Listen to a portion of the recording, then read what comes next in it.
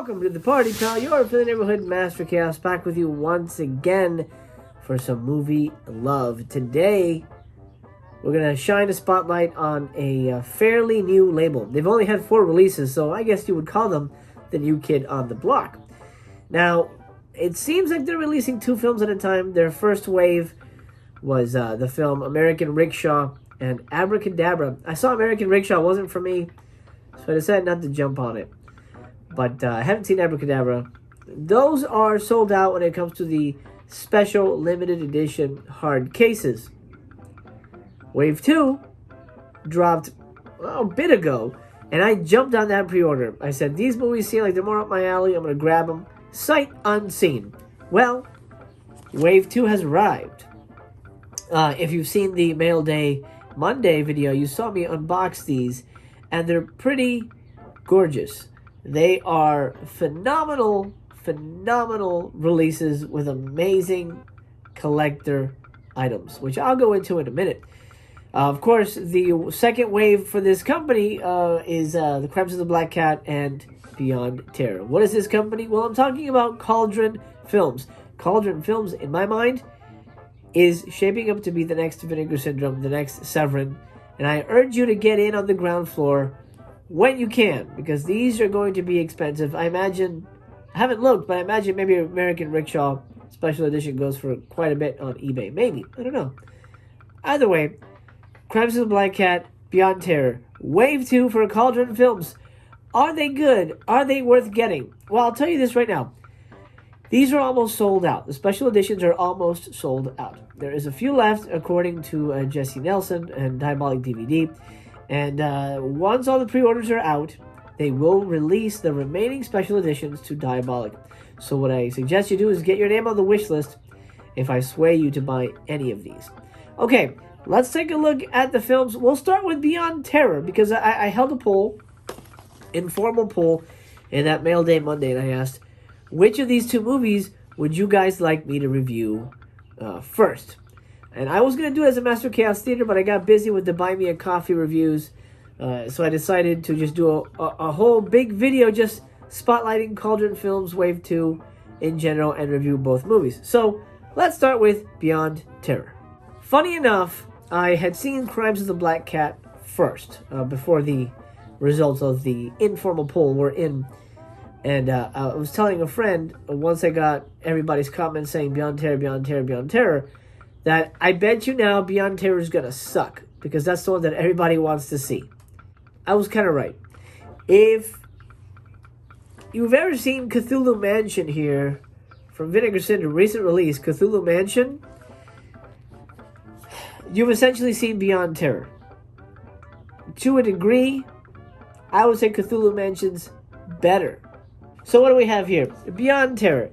Check out this cover. Now, this cover is very indicative of what you would think is a kind of a Easy Rider meets Tombs of the Blind Dead. That's what I thought. And then there's like a witch back here. You check out this creepy witch. Oh, shit, that looks awesome. That never happens in the movie. These motorcycles, there's only 2 of them, not 3. And they're on motorcycles for a minute. I'm not even kidding. They're on motorcycles for a minute. This is not what it seemed to have been sold as, a zombie biker movie. Let me just state that right off the bat, which is fine, because I don't really like biker movies. So I was like, okay, so it's not really a biker movie, but it felt like the biking thing was a big deal. It's not. They're on bikes for about a minute. Okay, let's take off this beautiful slipcase, which is a side loader. Look at that. Nothing in there, right? Little secret hidden things. Here's the case. I'm going to unbox it real quick, just so you can take a look in case you missed that Mail Day Monday. Beautiful black disc with the writing, and it includes reversible slip and some lovely lobby cards. Love it, love it, love it. And then there's like a little booklet as well about the film. Yada, yada, yada. Booklet, lobby cards. Pretty sweet. Pretty sweet little package all in one case. Great. So I put the movie in, and I'm expecting zombies on motorcycles, Tombs of the Blind Dead, that kind of thing. And it wasn't that. It was essentially Cthulhu Mansion. Here's the rub with this movie. It's not a bad movie. Not really. It's not a bad movie. The problem is nothing really happens. And what's the cardinal sin of a horror movie, or any movie really, is that it's boring. And this movie is kind of boring. But, you wouldn't know that from the beginning, because this movie has a crazy first act. Crazy violent first act. Okay, so the movie essentially is about 4 juvenile delinquents that are just aimlessly riding around town, the Spanish town. The movie was filmed in Madrid. And, holding up people, robbing them for money, killing people. It starts with a really brutal killing. I'm not going to go into details because it's going to spoil it. And I think it's such a shocking scene that I think you'll just enjoy as it happens. I think that's the least I could do for you when going into this movie. Then we get robbery after robbery, that kind of thing. People being held up. There's a slaughter at a little bar, a little roadside bar. And then our characters are basically fugitives from the law. And that's the first act. Pretty violent, pretty exciting, pretty sleazy, pretty, gory. And it's good. It feels good, but it's a crime movie. It's a crime movie at that moment, at that point in the whole schlemiel. So, in an effort to escape the police, they find a house, sort of in the middle of the woods, and they invade the house. This is where the Cthulhu Mansion connections come into play here. So if you've seen Cthulhu Mansion, you know what I'm talking about. Juvenile delinquents invade the house. The only people who live in this house are an old lady and a little boy. I had to say this because this is part of the plot. The juvenile delinquents proceed to basically kill the grandma and the little boy. I'm not going to go into details as to how. I'll leave that as a really nasty surprise for you when you watch the movie. It turns out the grandma was a devil worshiper. And so she says a prayer to Satan. She goes, Satan, I'm yours. Help me get my revenge. And then you're like, shit, yeah, it's going to get good. Then the people are just driving around. The car acts a little weird. And they pull over at this old church. You're like, shit, yeah, this is where it's going to go down. This is going to go down right now. Then they explore the countryside. They explore the church. They're kind of like the typical kind of 60s 70s type punks where they're very artsy kind of assholes. So they're like saying poetry and reciting prayers and doing all this crazy stuff. There's a dude who jerks off at the altar of this church, and there's a lady who's starts saying prayers for no reason. She just goes insane. It's a lot of padding because the movie could really hit the ground running as soon as the old lady cursed them to the devil. But it doesn't. It doesn't. Essentially, we spend a good, 45 to 50 minutes in this abandoned church with our characters just wandering around. There's creepy things, like there's a German shepherd who I assume is the embodiment of the devil. He shows up, and they're like, oh, is that a dog? Oh, where'd it go? Oh, I heard a dog barking. Where is it? Oh, I don't know. They find the little boy. They don't recognize him for some reason, but he lives in a house nearby, and he gives them soup. And then the bottom of his house is the catacombs with mummies and stuff. That's where the blind dead come into play. But they're in one scene. These guys on the poster, one scene. It's a great scene. It's a creepy scene. One scene, though. Don't expect Tombs of the Blind Dead. You're not going to get it here. Essentially, 50 minutes of padding at this abandoned church where nothing really happens. There's atmosphere. It's a little creepy. But the characters are so unlikable and so awful that you really don't want to spend any time with them. And they're going to eventually die. You just want them to die already. I kept checking the time on this and saying, oh, wait. We're 45 minutes in and nothing's really happened yet. Oh, we're an hour in.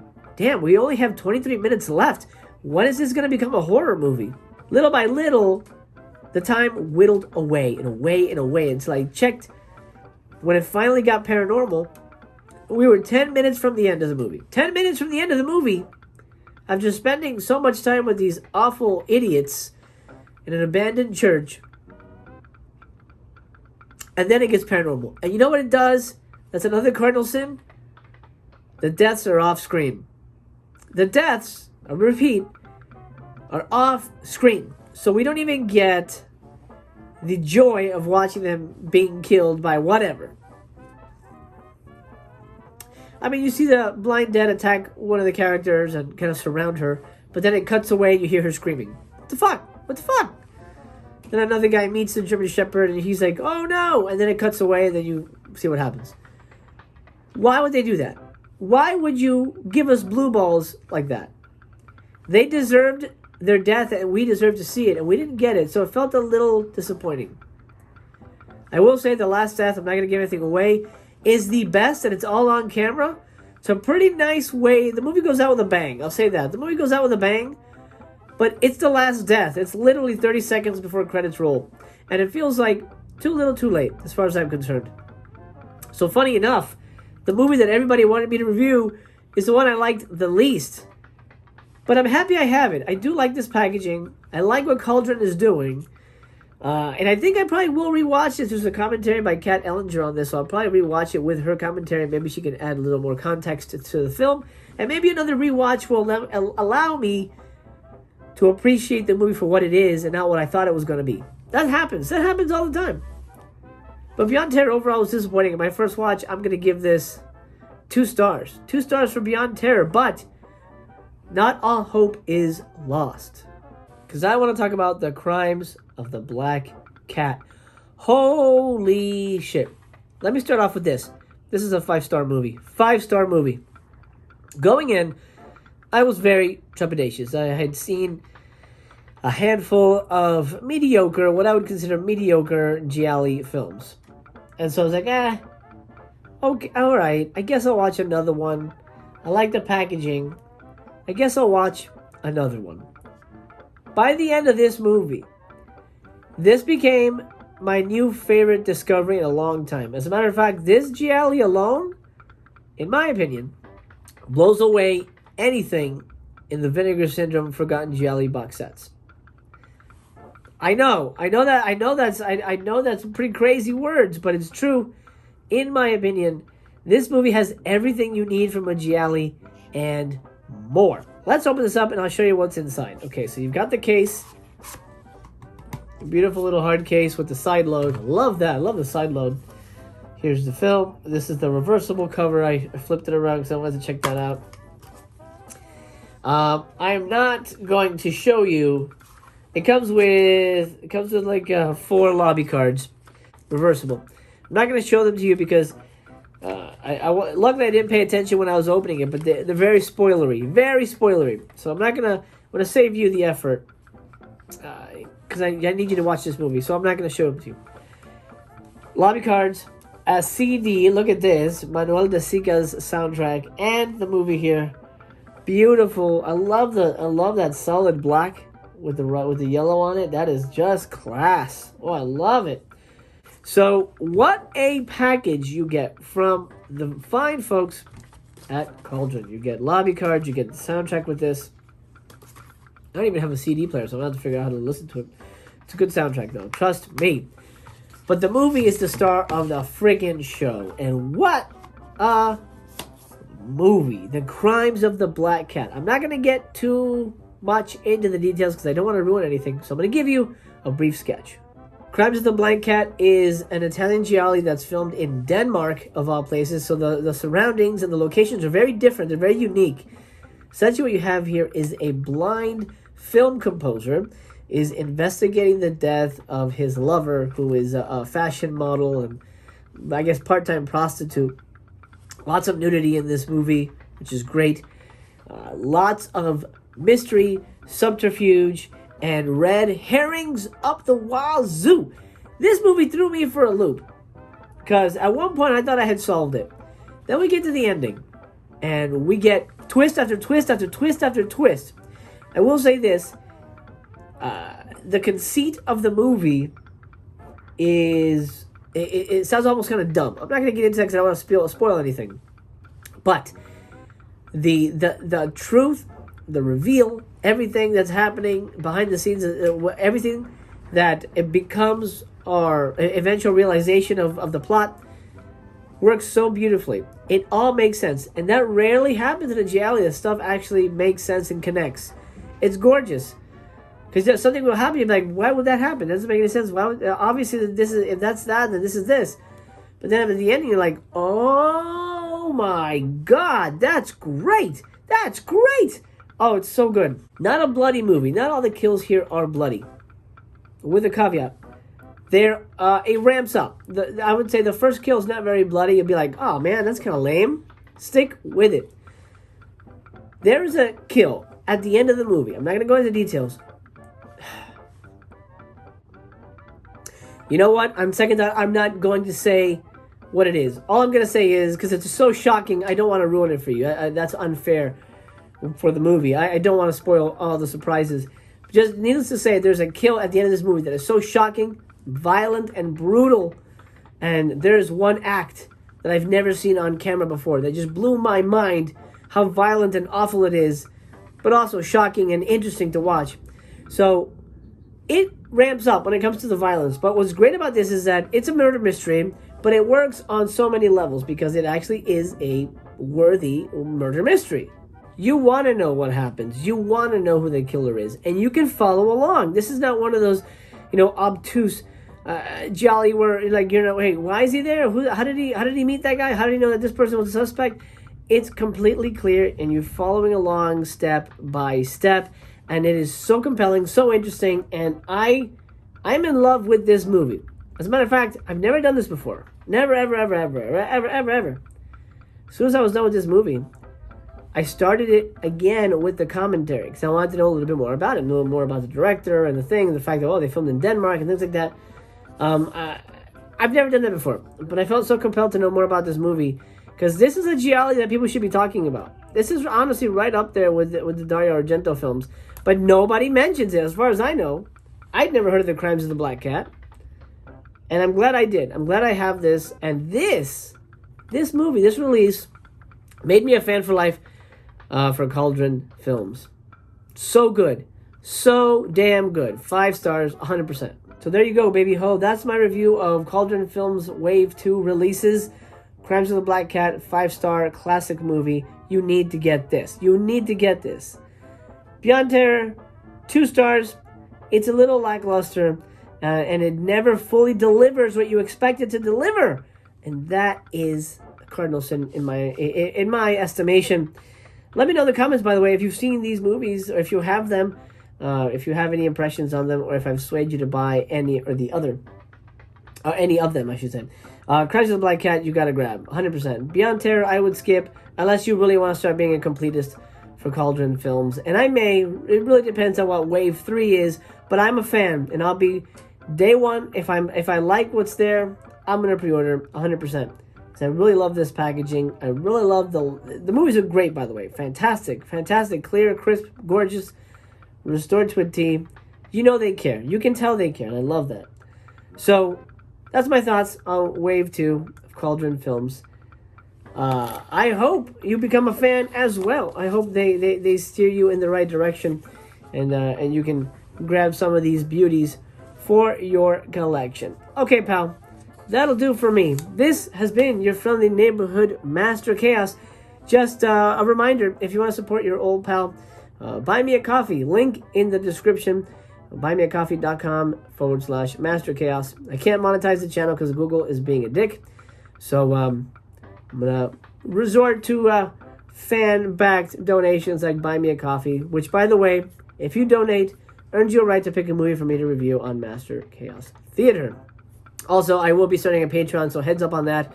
I'm prepping it starting April 1st. Not an April Fool's joke. It's going to happen because I think I can offer even more.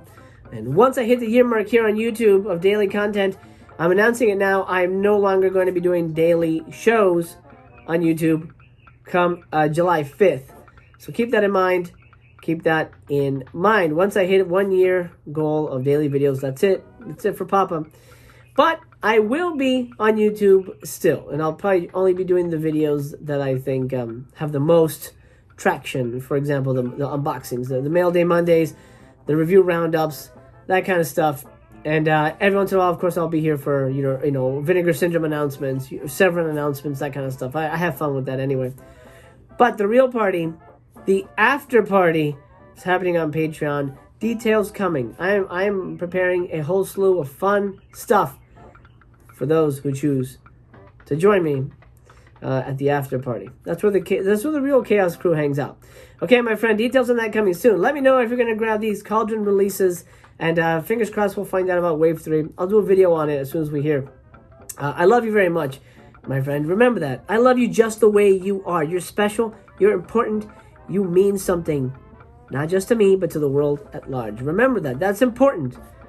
Nobody will ever fight for you harder than you will fight for yourself. Except maybe for me. I got your back. I love you. Take care of yourself. I'll see you when I see you. This has been your fellow neighborhood Master Chaos. Signing out. I remain to be continued.